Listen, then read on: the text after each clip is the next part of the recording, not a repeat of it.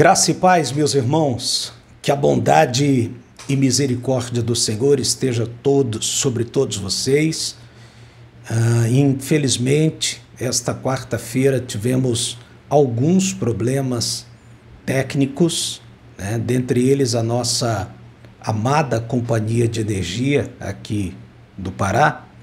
Estão instalando novos postes na avenida em que fica localizada a GV e eles infelizmente quebraram os cabos, fizeram o favor de quebrar os cabos de internet e não conseguimos consertar a tempo do horário da transmissão. Até conseguimos uma internet 4G, 5G, mas não ficou legal a transmissão, acabou travando. Bom, mas estamos aqui para compartilhar com vocês que são sedentos pelo Evangelho, que estão estudando o livro de João toda quarta-feira conosco, o que nós estudamos nesta quarta-feira. João, capítulo de número 19, nós vamos estudar a partir do versículo 25.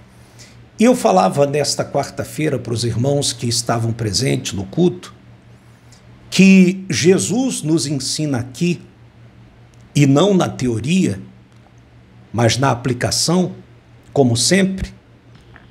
Ele nos ensina aqui nessa lição de hoje, na nossa leitura de hoje, pelo menos 4 lições importantes para a vida cristã e importantes para a vida do dia a dia.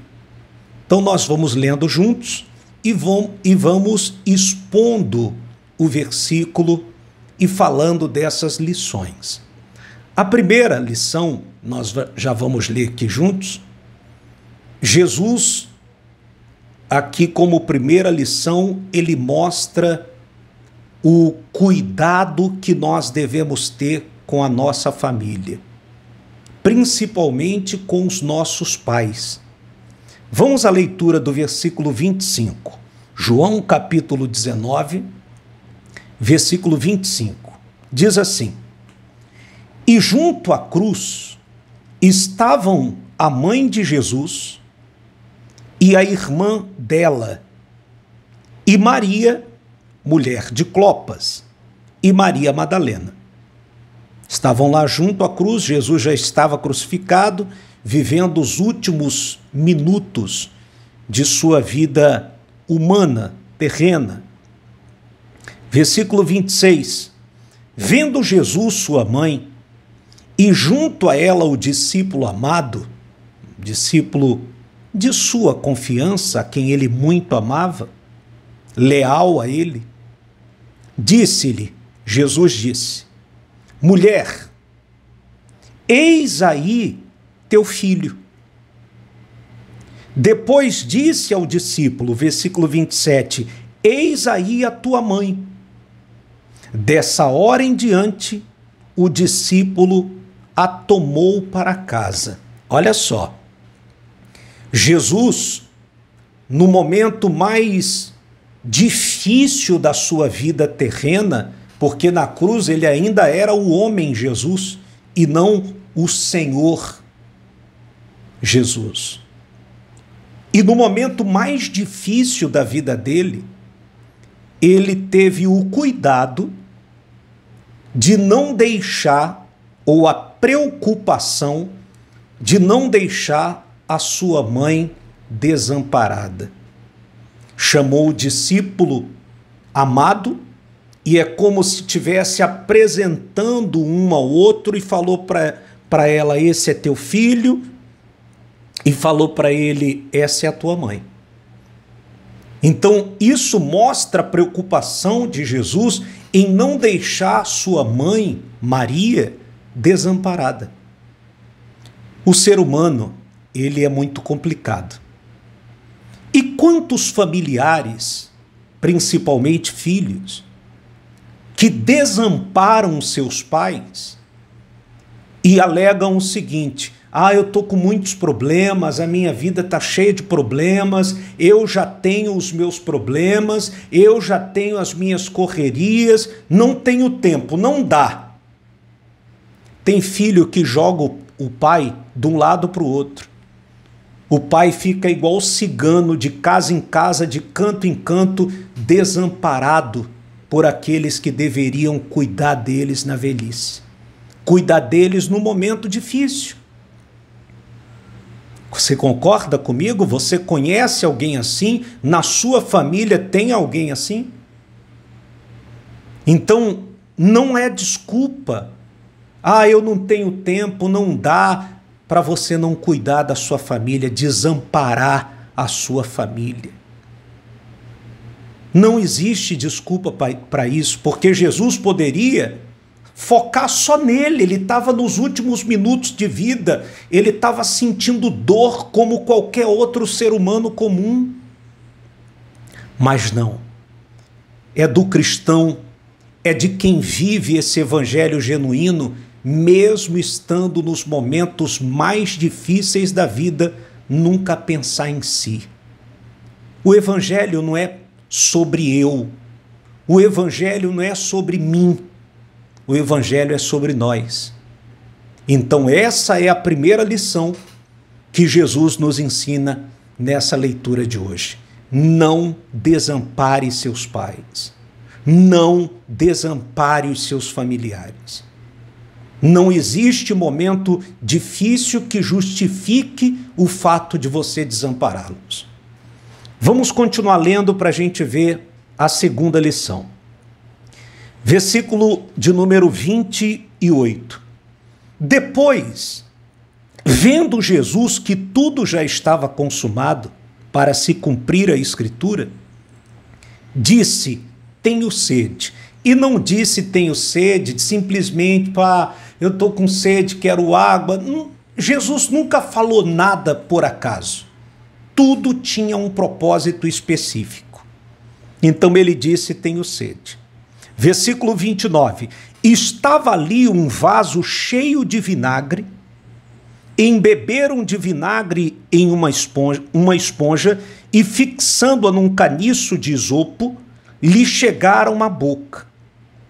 Versículo 30. Quando, pois, Jesus tomou o vinagre, disse... Espera aí, não leia ainda. Olhe para mim.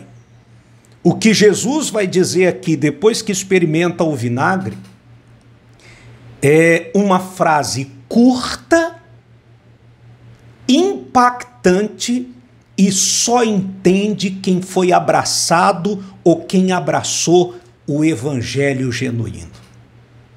Tem crente de 50, de 30, de 20 anos, tem padre, pastor, bispo, diaconisa, obreiro, colaborador, está aí 60 anos, 50, que se diz seguidor de Jesus e que ainda não entendeu essa curta frase e impactante frase. Foi a última fala de Jesus, do Jesus humano em vida. A última. E por que ele deixou para falar ela por último? Depois disso, você vai ver aqui que ele só rendeu o espírito, inclinou a cabeça, rendeu o espírito e pronto, e morreu, fisicamente. Mas por que essa frase impactante, ela é tão importante e só entende quem está mergulhado no evangelho? Eu já explico para você. Versículo 30, quando, pois, Jesus tomou o vinagre, disse, está consumado. E, inclinando a cabeça, rendeu o espírito. Olha só. Por que Jesus falou está consumado? O que quer dizer está consumado? Quando Jesus, ele disse está consumado, na Bíblia, na versão King James atualizada, que é a que eu mais uso, eu estou usando uma outra aqui da liderança cristã, diz lá que tudo já estava feito. Então Jesus só deu esse brado de vitória, está consumado, porque tudo já estava feito. É como se ele estivesse falando, olha, eu já fiz tudo. Eu já rasguei o véu que separava o homem de Deus. Eu já mostrei o que é o verdadeiro evangelho sem a interferência de fariseus, o evangelho genuíno. Eu já amei, perdoei, mostrei o meu lado humano, eu já quebrei as maldições ou anulei as maldições. Pronto, está tudo feito. Agora, vive a minha graça. Vive debaixo da minha graça. Agora você entende por que eu falei que muitos crentes que se dizem seguir a Jesus há tantos anos ainda não entenderam o significado dessa frase curta e impactante, está consumado? Porque muitos continuam a praticar determinadas coisas, a se comportarem de determinadas maneiras, que parece que Jesus mentiu quando falou que tudo estava pronto, que tudo estava consumado. Por exemplo, você que é um cristão, que abraçou o evangelho e está em Cristo, e você ainda fica se ligando em negócio de maldição. Maldição de antepassado, maldição da vovó, maldição do vovô, maldição de não sei de quê, hereditária, premeditada, não sei das quantas. Você está falando assim, Jesus mentiu. Não, ele fez algumas coisas, mas não fez tudo. Então eu tenho que fazer o que Jesus não fez, eu tenho que quebrar a maldição. Então você não entendeu o que é estar consumado. Talvez não entendeu porque nunca foi ensinado, ou talvez porque você é orgulhoso mesmo, ou orgulhosa mesmo. Eu falei uma das coisas, vou citar outra, tá? Vou citar uma outra também, bem profunda, né? Você que ainda fica dependendo de pastor, dependendo de homem para te levar a Deus. Sabe? Dependendo de homem para te levar a Deus. Não que você não possa me pedir uma oração, nós somos irmãos em Cristo. Você pode me pedir uma oração, como eu também tenho pedido oração. Você que faz parte dos membros, do corpo de membros da GV, né, dos frequentadores, você sabe disso. Assim como você me pede, pastor James, ore por mim, eu sempre peço, meus irmãos, ore por mim também. Então nós aprendemos que o véu foi rasgado, você não precisa de pastor para ir a Jesus, para ir a Deus. Você não precisa das pernas, da boca, das mãos de ninguém. Você não precisa pagar pedágio para ir a Deus. Negativo. Você tem acesso livre porque Cristo rasgou o véu. Você tem acesso livre. Como eu falei, pode pedir a oração, mas não depender da minha oração. Essa ideia de que não, o senhor está mais perto de Deus do que eu. O senhor tem mais intimidade com Deus do que eu. Conversa fiada. Negativo. Não tenho. Eu sou tão pecador quanto você. Eu tenho tantas falhas quanto você. Eu sou tão necessitado de misericórdia quanto você. O meu título de pastor não me aproxima mais de Deus, não me faz ter mais contato com Deus. Pelo contrário, se eu não tiver cuidado, o meu título de pastor me distancia mais do meu Senhor. Então, se você ainda fica igual um fantoche, comendo na mão de pastor, dependendo de pastor para tudo, você ainda não entendeu o sentido da palavra está consumado. Outro exemplo é para você que ainda tem costume de praticar heresias. Sabe, você ainda tem costume de praticar algum tipo de heresia.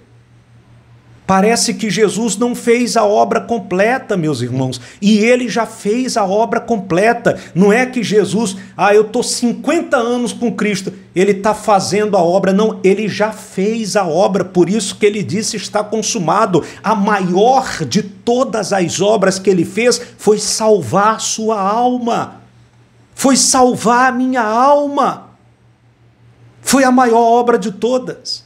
Então ele não vai fazer. Ele já fez a obra em nossa vida. Algumas coisas ele vai nos dando em doses homeopáticas, de acordo com a nossa estrutura, com a nossa maturidade. Então, quando você pratica uma heresia, tá? E eu não quero aqui citar exemplos de heresia, porque são tantas, mas quando você pratica uma heresia, você está falando Jesus mentiu, ele não consumou nada não, ele deixou algumas coisas a desejar. Então, outra lição que a gente aprende, outra lição que nós aprendemos aqui com a frase impactante está consumado. Qual é a lição? Jesus já fez a obra. A obra está pronta, está feita, e é nisso que nós temos que crer.